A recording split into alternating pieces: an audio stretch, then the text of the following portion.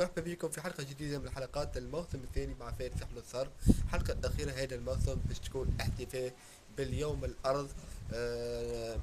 اختتام ليالي رمضان 2025 بحومة سوق شربة.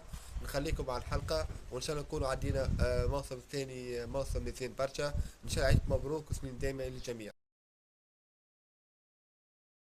كسبت في زهوها وطرقها وهزايها وتشطع على موالها.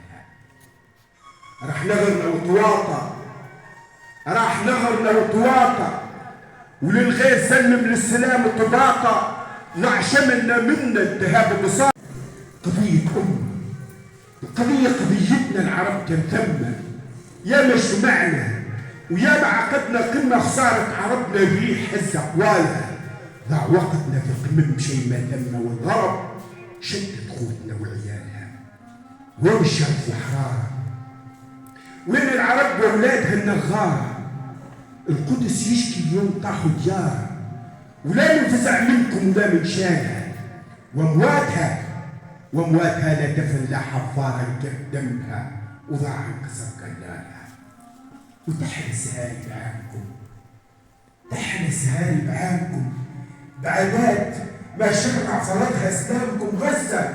غزتها المهودة قدامكم وعلى التلفزة. شفتوش ما يجرالها؟ تباتوا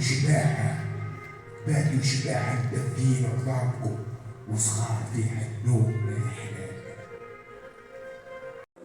صحة شبتكم، مرحبا بكم في إطار فعاليات ليالي رمضان للاختتام مع سهرة أحياء يوم الأرض، مع سهرة من تنظيم جمعية مشكلة الجزيرة بالشراكة مع دار ثقافة فريد الغازي حم السوق. مرحبا بك الشاعر لطفي خضراوي، لو تحدثنا عن سهرة الليلة. مساء الخير، مساء المحبة، صحة شربتكم، إن شاء الله رمضانكم مبروك، إن شاء الله نعدوا سهرة طيبة. هي السهرة يعني تندرج يعني في تحت عنوان يعني أرضنا، والموضوع يعني يشمل يعني فلسطين يعني بصفة خاصة، مع ثلة من شعراء فلسطين اللي باش يحكوا على فلسطين والنظام التحرر والتشبث بالأراضي الفلسطينية والتشبث بأرضهم. وإن شاء الله بعدين يعني بعد ما نتناولوا يعني موضوع فلسطين إن شاء الله باش نتطرقوا لعدة مواضيع أخرى.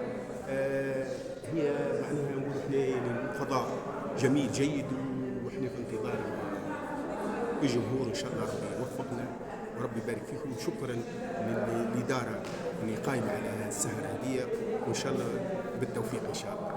مرحبا بك سي لطفي وبالتوفيق وشرايك مبروك. ربي يبارك لك ان شاء الله وربي يستركم الكل. ربي يخليك. مع بعضنا سهرة طيبة ان شاء الله. ربي يخليك. عايشك، شكرا لك.